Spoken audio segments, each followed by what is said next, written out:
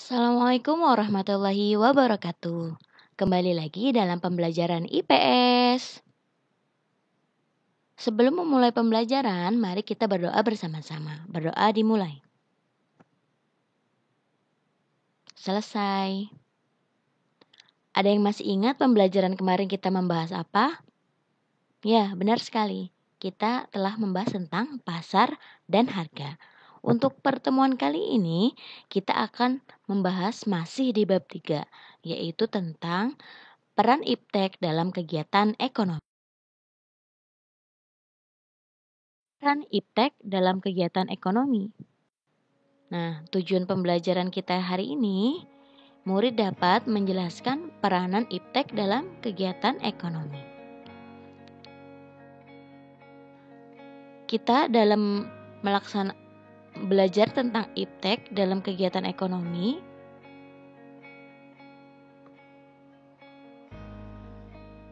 kita akan mempelajari yang pertama ilmu pengetahuan dan teknologi atau iptek itu sendiri. Dan yang kedua, kita akan membahas tentang iptek dalam kegiatan ekonomi. Nah, yang pertama ilmu pengetahuan dan teknologi atau kita sebut dengan iptek. Pengertian iptek. Menurut KBBI, ilmu adalah pengetahuan tentang sesuatu bidang yang disusun menurut metode tertentu. Sedangkan pengetahuan adalah segala sesuatu yang diketahui. Nah, sedangkan teknologi adalah metode ilmiah untuk mencapai tujuan praktis. Nah, oleh sebab itu, dapat kita pahami atau simpulkan bahwa pengertian iptek adalah segala pengetahuan yang berhubungan dengan teknologi, baik itu penemuan baru ataupun perkembangan di bidang teknologi. Efek positif iptek. Efek positif iptek antara lain yang pertama, mampu membantu aktivitas manusia.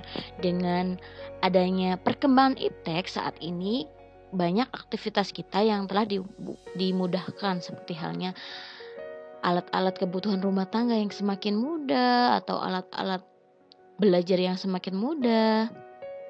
Yang kedua, mempermudah luasnya informasi.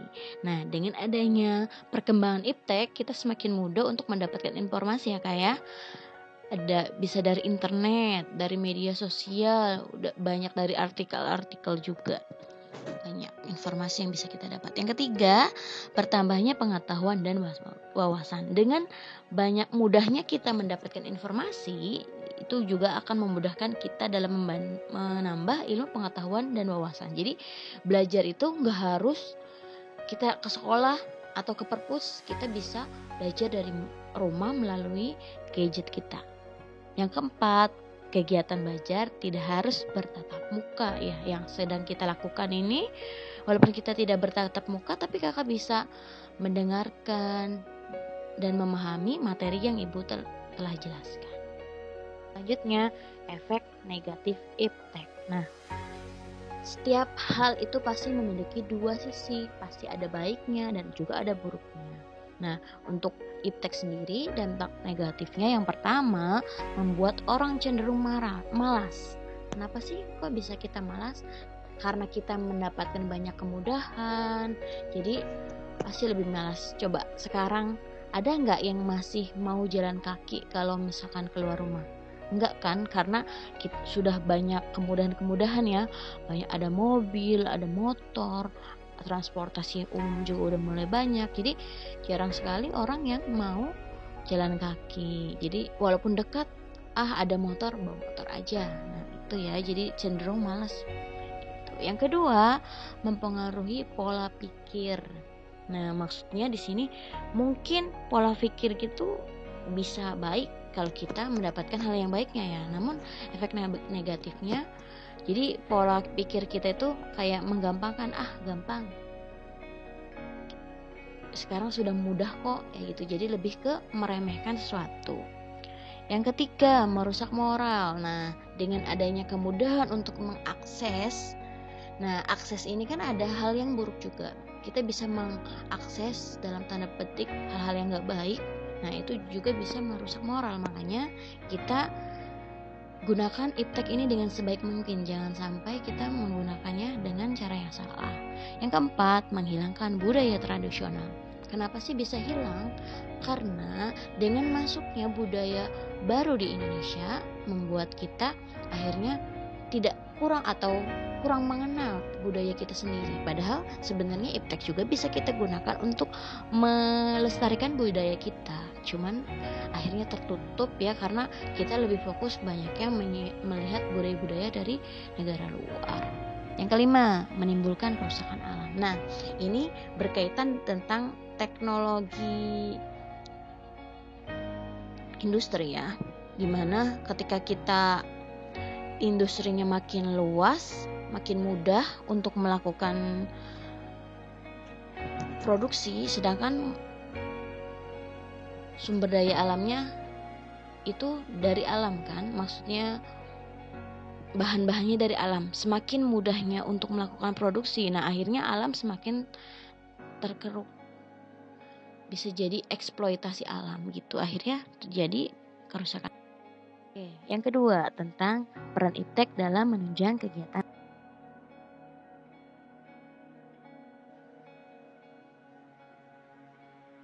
Saat ini, kegiatan ekonomi, baik itu kegiatan produksi, distribusi, maupun konsumsi, sudah terbantu oleh adanya perkembangan iptek.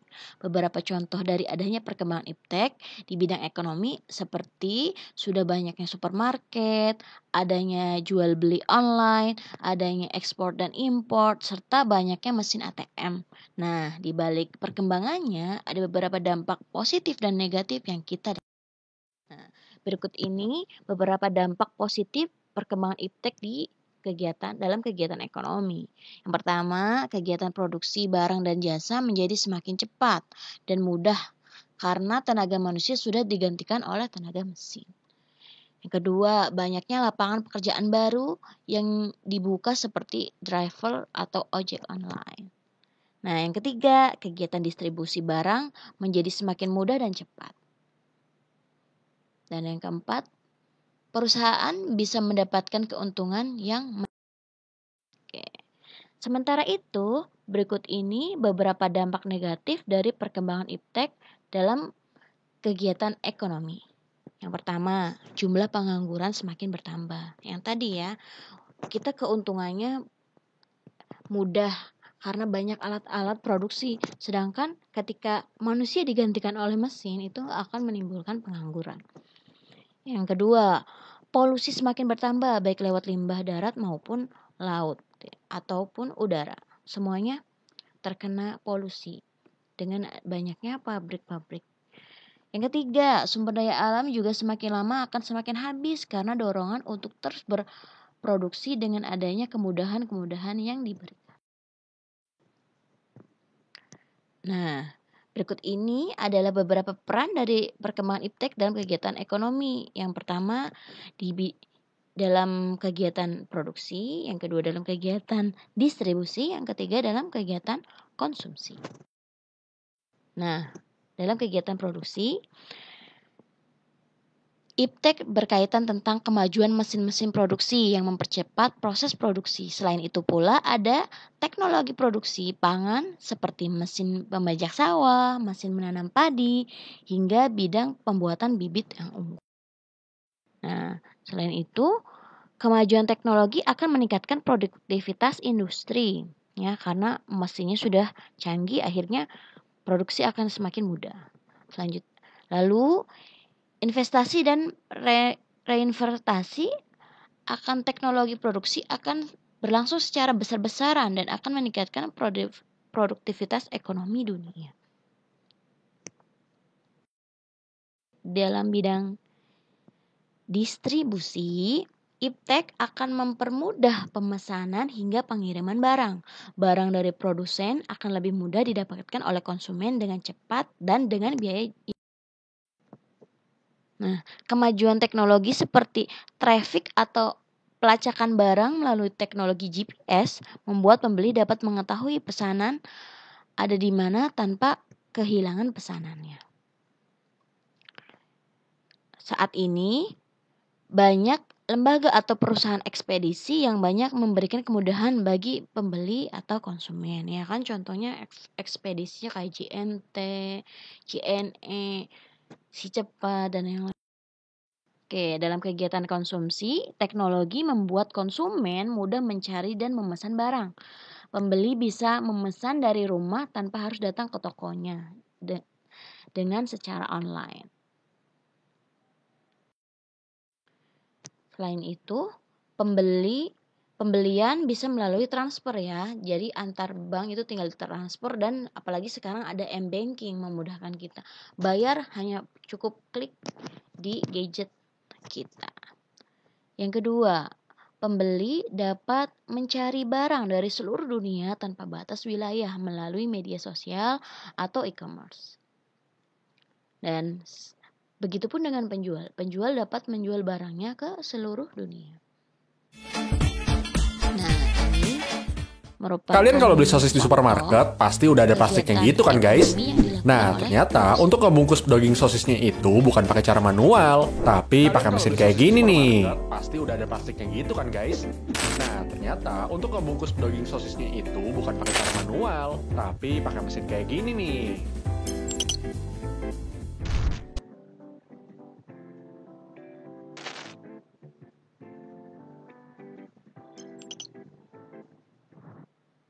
Oke, tadi merupakan produsen yang mengemas sosis dengan alat yang canggih. Nah, selanjutnya ini contoh kegiatan ekonomi yang dilakukan oleh distributor, di mana di sini distributor memperkenalkan produk barunya menggunakan media sosial. Di saat orang-orang itu pada happy banget pakai Scarlet Whitening, di sini tuh gue malah jadi sedih gara-gara gue tuh dibully. Jadi tuh kemarin malam itu gue sempet cobain pakai body scrubnya dari Scarlet Whitening karena ini tuh lagi viral banget di TikTok. Nah abis itu ya udah dong, gue langsung balurin aja di satu tangan gue yang sebelah kiri. Gue diemin 2-3 menit, abis itu gue gosok-gosok kan biar daki gue tuh pada hilang. Abis itu udah gue bilas aja dan lanjut ke body shower gelnya mereka. Dan gue tuh nggak nyangka ini tuh wangi banget guys. Dan bener-bener di situ gue nggak expect apa-apa. Gue langsung pakai body lotionnya mereka kan. Dan abis gue pakai, gue nggak nyangka tangan gue tuh jadi cerah sebelah. Dan dari sini tuh gue langsung dibully gara-gara gue dikiranya suntik vitamin C. Abis itu gue gosok-gosok kan biar daki gue tuh pada hilang. Abis itu udah gue bilas aja dan lanjut ke body shower gelnya mereka. Dan gue tuh nggak nyangka ini tuh wangi banget guys. Dan bener-bener di situ gue nggak expect apa-apa. Gue langsung pakai body lotionnya mereka kan. Dan abis gue pakai, gue nggak nyangka tangan gue tuh jadi cerah sebelah. Dan dari sini tuh gue langsung dibully gara-gara gue dikiranya suntik vitamin C. Oke. Pembahasan hari ini telah selesai. Thanks for watching. Sebelum kita menutup pembelajaran hari ini, marilah kita berdoa bersama-sama. Oke, wassalamualaikum warahmatullahi wabarakatuh.